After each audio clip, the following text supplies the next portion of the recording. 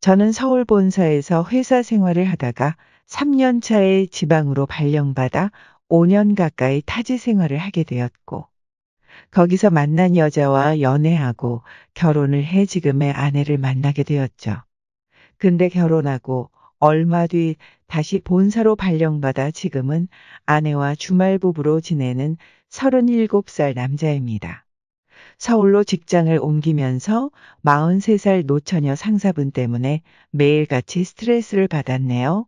팀 내 다른 남 직원들이 없는 것도 아니고 결혼 안 한 총각들도 많은데 유부남인 저한테만 유독 개인적인 질문도 많이 하고 자기 연애 상담을 받으려고 합니다. 자기가 이번에 소개팅 나갔는데 잘 될 수 있을까? 물어보면 저는 당연히 네, 이번엔 왠지 잘 될 것 같습니다. 그랬다가 일이 잘 풀리지 않으면 저한테 온갖 히스테리를 부려대요.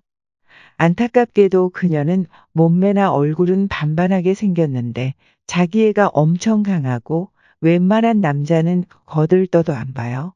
자기중심적인 성격도 지랄 같고요. 뭐든지 자기 위주로 해야 하고 자기 생각에 맞춰줘야 좋아라 하거든요. 처음 그녀 외모만 딱 보면 아니 저 정도면 남자들이 많이 들이댔을 텐데 왜 시집을 못 갔지 하는 생각이 드는데 며칠 같이 있어 보면 쥐랄 같은 성격 때문에 저 나이 처먹도록 시집도 못 갔구나. 솔로인 데는 다 이유가 있는 거야 라는 생각이 듭니다. 근데 제가 서울에 올라와 주말 부부로 혼자 지내는 걸 알고부터는 김 과장 요즘 많이 외롭지. 나도 외로운데 나랑 같은 신세네. 그럽니다. 그리고 자꾸 노처녀 상사가 저한테만 계속 남자를 소개시켜달라고 지속적으로 부탁을 했습니다. 속으로 5살이나 많은 노처녀를 누가 소개받고 싶어 하겠냐? 너도 입장 바꿔 생각 좀 해봐라. 이렇게 말해주고 싶었지만 성화에 못 이겨 2번 정도 남자를 소개시켜 준 적도 있었네요. 한 번은 밤에 전화 와서 자기 외롭다고 남자 소개시켜 달라고 하도 들으니까 대학 선배 중에 대학에서 교수로 있는 돌싱남이 있는데 소개시켜 준다고 했더니 자기보다 나이 많은 남자 돌싱남은 절대로 안 된다고 거절당했습니다. 그리고 노처녀 상사는 자기한테 남자가 생기기 전까지는 제가 친구가 되어 달라네요. 김 과장도 외롭잖아. 뭐 외로운 사람끼리 친하게 지내면 좋지 안 그래? 저는 술을 전혀 마시지 못하는데도 그녀가 불러내면 쪼르르 달려나가 술 시중을 들었고 어차피 집에 들어가 봐야 밥 해줄 여편네도 없고 그녀를 따라가서 안주나 죽내며 한 끼 해결이나 하자는 생각으로 퇴근 후에도 같이 보내는 시간이 점점 많아졌습니다. 그녀가 술 먹다가 다른 남자 또 없냐고 말하길래 최대한 마음 상하시지 않게 제가 인맥이 좁아서 더 이상은 무리네요. 했는데도 계속 저한테 하는 남자가 없다는 게 말이 되냐며 지금 바로 한 명 불러보라는데 그때는 나도 그동안 참았던 게 터져버려 부장님 제가 무슨 남자 소개시켜주는 사람도 아니고 계속 이럴 거면 차라리 결혼정보회사 같은데 알아보시는 게 어떠세요? 했더니 그 자리에서 갑자기 펑펑 울기 시작을 하는 겁니다. 자기를 무시하는 거냐며 자기는 내가 편하고 좋아서 그런 거였는데 어떻게 자기한테 그럴 수가 있냐며 불같이 화를 낼 거라고 생각했는데 내 앞에서 여린 여자처럼 눈물을 흘리니 저도 너무 당황해서 아무 말도 못했어요. 그리고 다음날 병가 내고 회사에도 안 나오고 하루 종일 그녀 생각에 내가 너무 심했나? 나 때문에 회사 안 나오시는 건가?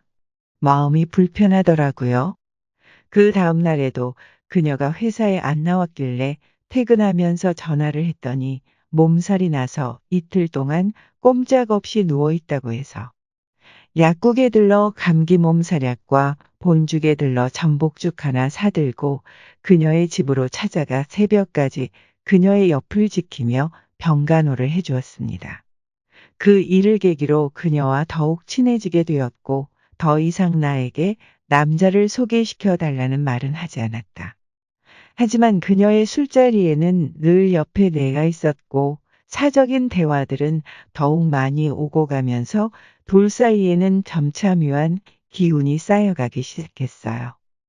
술에 만취한 그녀를 택시를 잡아 태워 보내려고 했지만 계속해서 자기는 집에 가서 맥주 한 잔 더 할 거니깐 옆에서 술 친구 해달라고 집으로 같이 가자는 겁니다. 김 과장 빨리 옆에 타. 기사님 기다리시잖아. 우리 집에 처음 가는 것도 아니고 왜 그래? 빨리 타. 늦은 밤 어쩔 수 없이 그녀의 집으로 갔다. 그녀는 1년 전부터 집을 나와 혼자 살고 있는 상황이었다.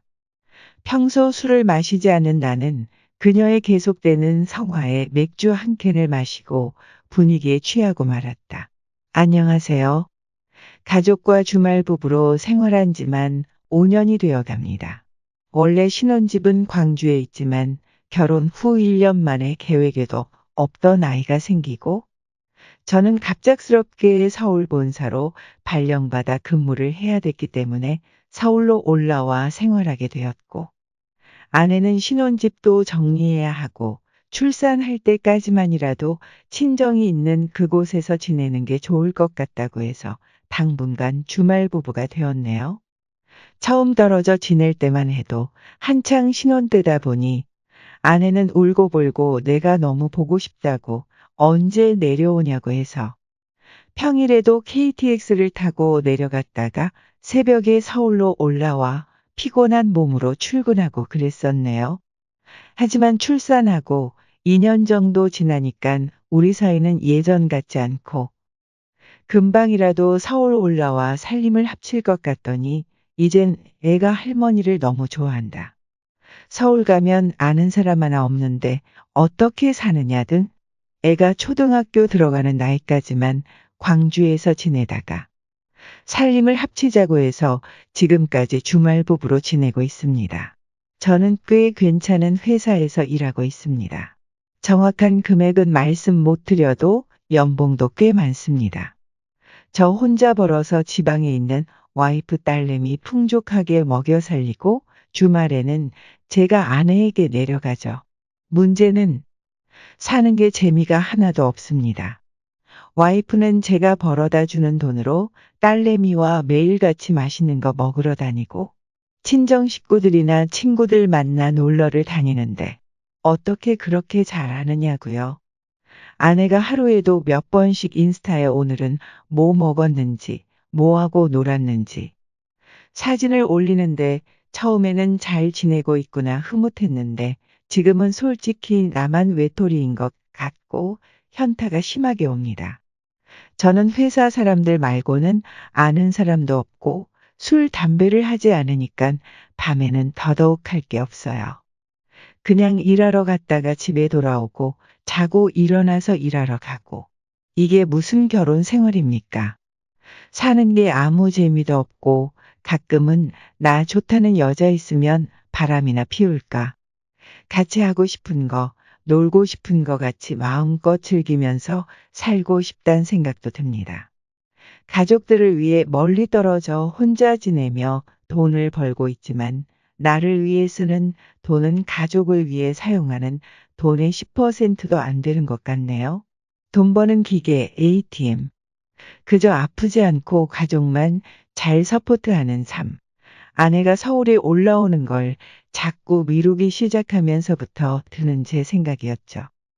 아내와 관계가 소원해질수록 노처녀 부장님과 관계는 더욱 친밀해져 갔어요. 일주일에 한 번씩 보는데도 설레임도 없고 아내가 먼저 살갑게 다가와 주기라도 하면 관계 개선에 도움이라도 될 텐데 전혀 그런 게 없네요. 어쩔 땐 혹시나 몰래 다른 남자라도 만나고 다니나 이런 생각이 들 때도 있어요. 아무래도 몸도 마음도 멀어지는 아내보단 성격은 지랄 같지만 늘 저만 찾는 그녀와 함께 있는 게 더 좋아진 건 아마 당연한 걸까요? 주말 부부로 계속 지내고 싶어하는 아내와의 결혼 생활, 의미가 있을까요? 고민입니다.